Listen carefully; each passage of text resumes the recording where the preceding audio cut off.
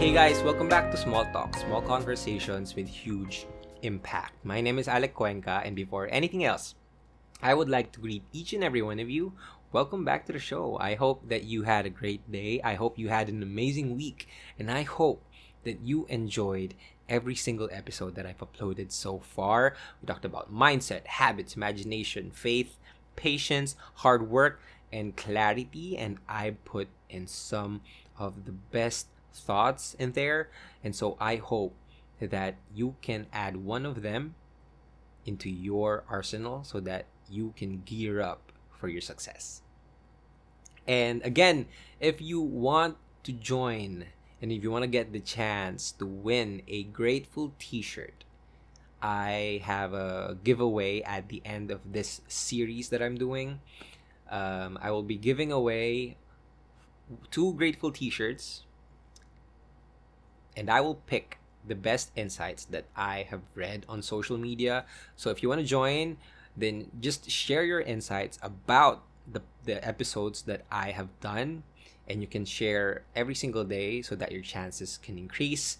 And as soon as I repost them, it will be considered as a submission. So don't forget to tag me at Small Talk Podcast, and I'm really excited to read your insight every single day. So thank you so much for joining it, for sharing your thoughts on it. And yeah, today is an episode where we are going to talk about one of the best predictors for success. And as you've probably seen from the title, today we are going to talk about grit. Now, what is grit? You might have heard of the term grit from a famous video, from one of the most popular videos from TED Talks, and it was shared by Dr. Angela Duckworth, who did a research on young people, whether they're in in the military, whether they're in the Ivy Leagues, whether they're the spelling bee contestants. She did a research testing out what's the common factor for people who actually become successful, and she learned that it was not IQ.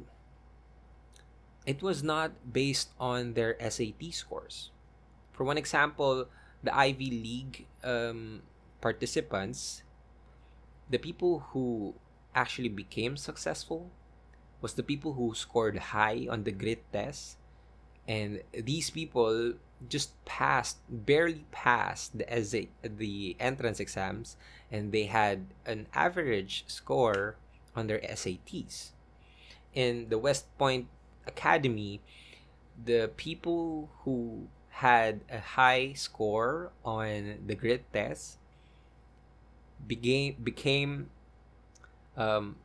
passed easily on their now became successful compared to the 60% of their peers. And spelling bee champions, from out of all the contestants, she learned that it was not about the IQ. It was one factor, and that is grit. So what is grit? She defined grit as the perseverance and the passion to achieve long-term goals. She defined it as the passion and the consistent and the persistence of reaching, of achieving their long-term goals.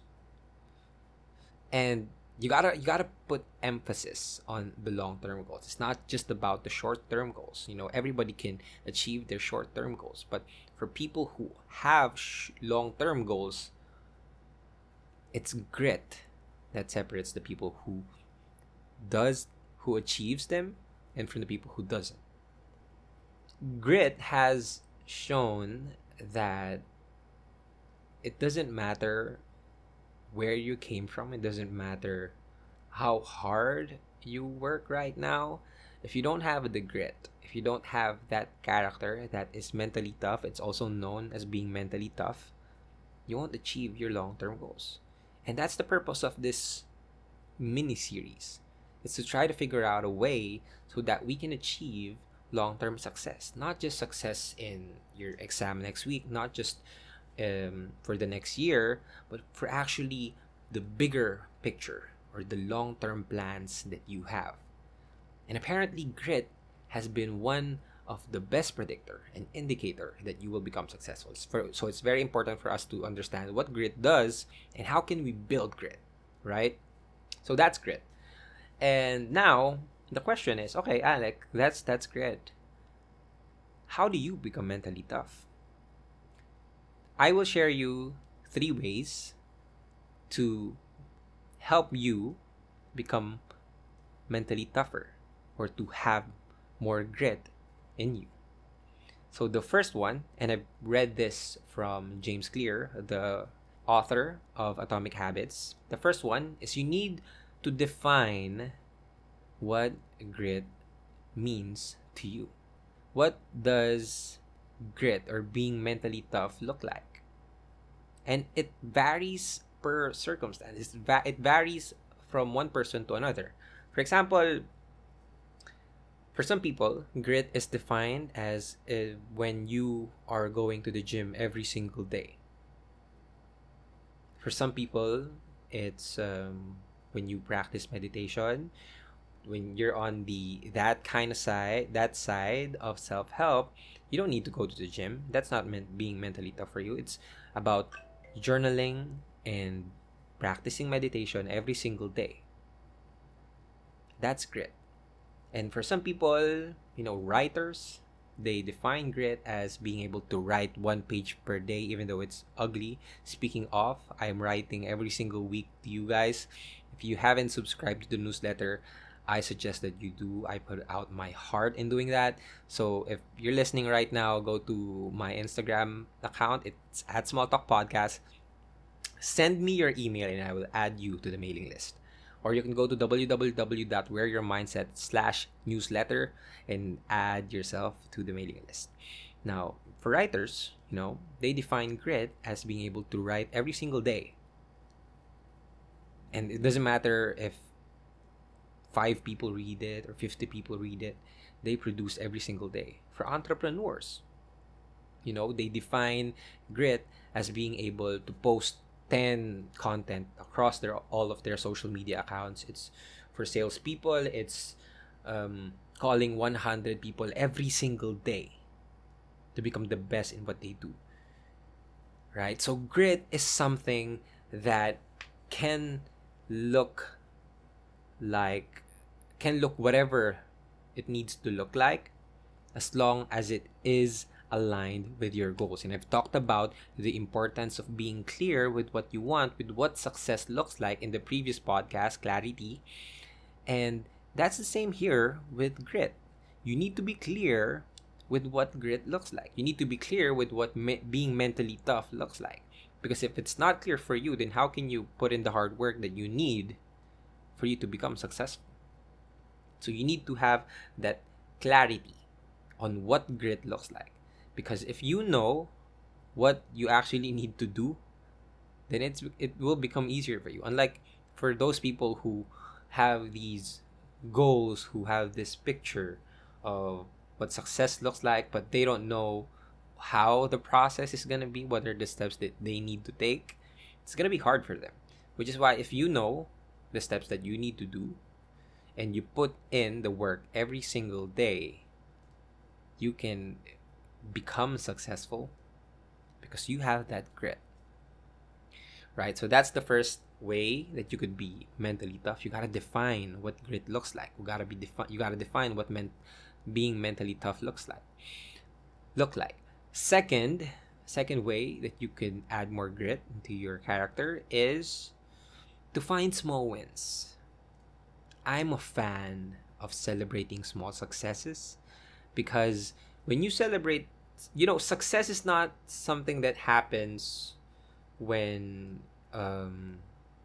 you got lucky, you got a huge break, you got a major event that propelled you to become successful. For some people who are very lucky, it happens. But for most of the people who are successful, it's because of they accumulate their small successes and they pile up into this one huge success. And only then, when it becomes so huge, will the people around them notice na this guy's really good at what he does. This guy's successful, right? Nobody would care if you put in the work right now, put in the work right now, put in the work right now. If it's not that huge, nobody will give a shit about it. But that's the only way that you can become successful, is for you to find small successes in your daily lives, and you can find those small success if you put in the work today and you celebrate it. That's one way to build grit, because grit is something like being grateful to the work that you've done. You know that you did your part today, and when you're grateful for that, it builds the grit. It builds na okay, because I really believe that progress is one of the best motivators for our brain. If our brain sees that we're capable of doing that, that registers in our mind. And so the next time that we're faced in this thing that can we do this, we don't ask anymore like if we can do this. We know we can do it. The question is, are we gonna do it? That's the only question now, right? So when you know you gotta do something and you put in the work day in and day out, and you see that you're capable of achieving the long-term success, you know that when you're one step closer, you gotta celebrate. You gotta appreciate the small wins, because when you appreciate the small wins, you get more motivated, you get more pumped up, you become more hyped about the progress, because you know you can do it. And that's what you need to do to add in some more grit into your life or become more mentally tough. So the first one is define what grit looks like. Second is find the small successes. But, Alec, motivation runs out eventually. Sometimes, most of the time, every single time. You will become bored of what you're doing. So what happens then? Which leads us to the third way that you could add grit into your life. It's to build your habits to success. I've read The Power of Habit and I've read The Atomic Habits, and I'm telling you, your habits will define your success. Because one way or another, you will lose motivation. When you get into this pattern where you're just putting in the work, our brain continuously searches for novelty, for newness. So if our brain sees that we keep on doing this for the past 6 months, our brain will try to find something new, right? And that's when most people give up, because they get bored with the work.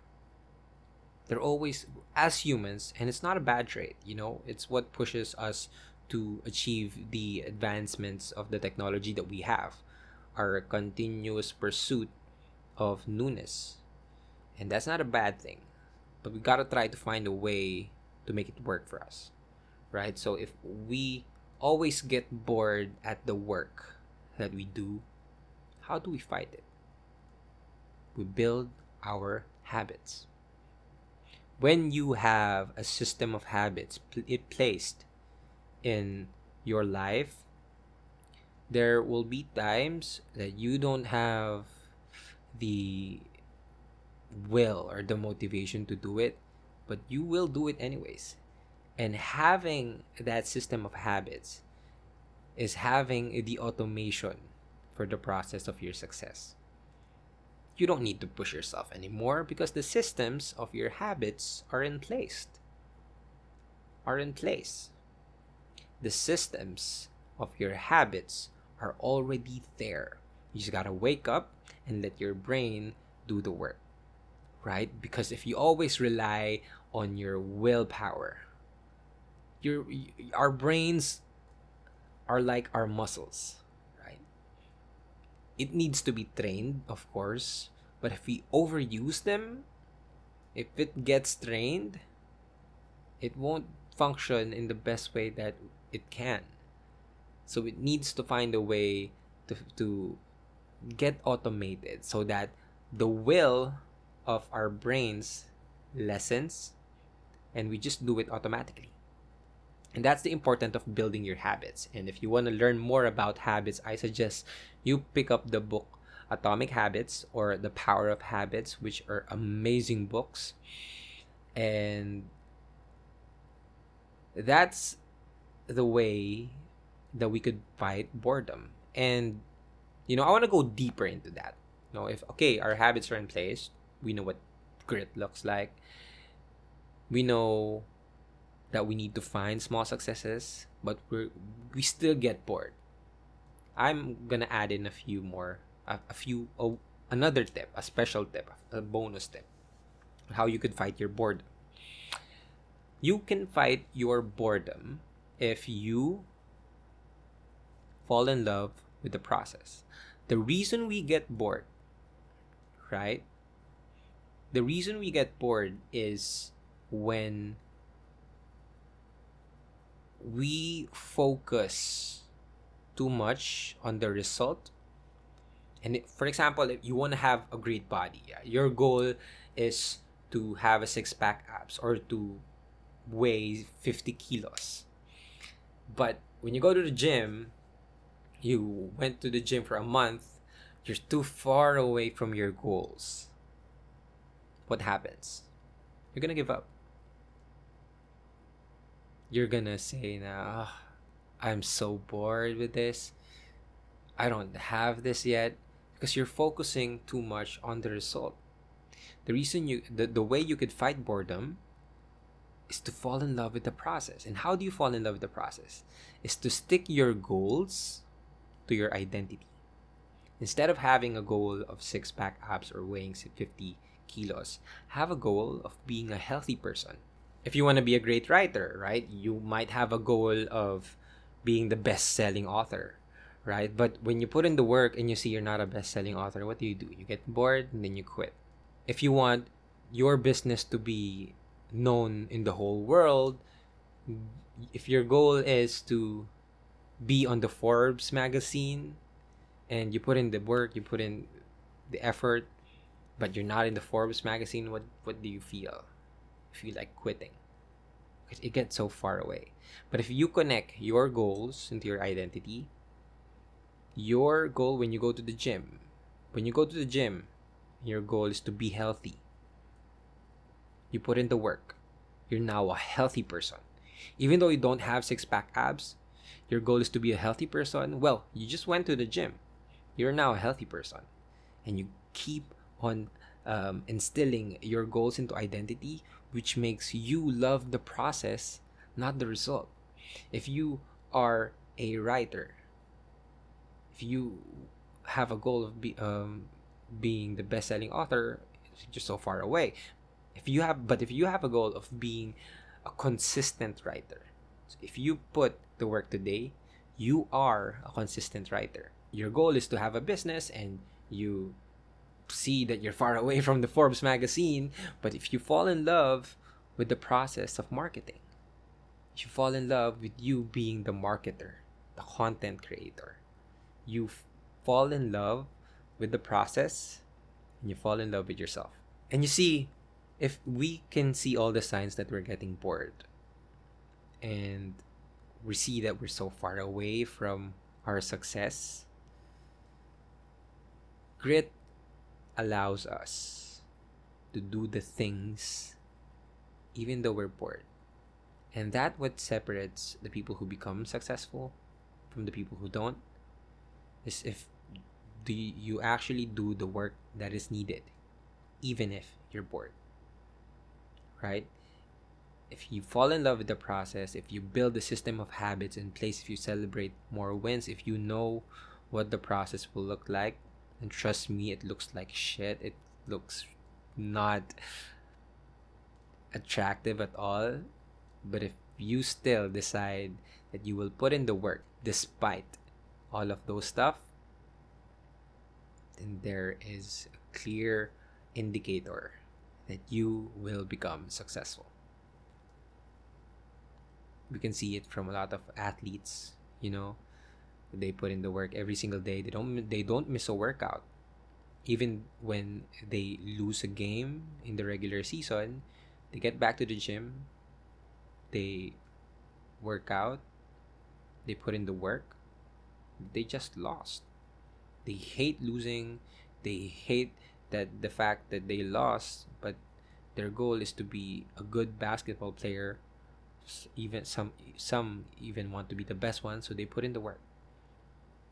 We can see it from the people who puts in the work even though they're bored, even though they don't want it. And that's what I want you to understand from this episode, is that if you want to be successful, you gotta learn to find a way to do the things that you have to do even though you don't want to do it. There are a lot of times that I feel like I just stay in the couch. I should just watch Netflix. I should just play video games. But I always tell myself that if you do this, you're just delaying your success. You know what you want. You know what you need to do to get what you want. The only thing you need to do is you gotta put in the work, despite all the excuses that you have. So please, if you have no motivation, if you're bored with the work, you still gotta do the work. Because when you do the work, even though you don't want it, it's like you're casting a vote to yourself for you to have a good life in the future. If you don't do the work, if you watch Netflix, if you slouch on your bed or on your couch, you place a vote for you to become an unsuccessful person. And whoever gets the most votes at the end of this process, at the end of this 10-year span, 5-year span, whatever your goal is, that will dictate your success. So every single time that you are faced with a decision, whether you want to do it or you don't want to do it, go do it, even if you don't want to do it. Right? When you start, the only need, do it even though you don't want to do it. So that's it for this episode. I hope that you learned something from today. I hope you find the theories that I've talked about very exciting. If you want to learn more about it, just search them on Google. Watch the TED Talk from Dr. Angela Duckworth. Read the books about habit. And if you have anything to add on this podcast, if you connected with anything that I've said, make sure that you share your insight on Instagram and tag me at Small Talk Podcast. And once I repost it, you will be added to the submissions for the people who want to win a Grateful t-shirt. And yeah, I hope that you learned something today. I hope you enjoyed this episode. Kahit medyo, I think it's kind of messy. But I really hope that you did learn something. And so that's it for today. My name is Alec Cuenca. This is Small Talk, small conversations with huge impact. And I will talk to you guys tomorrow. Peace. Bye-bye.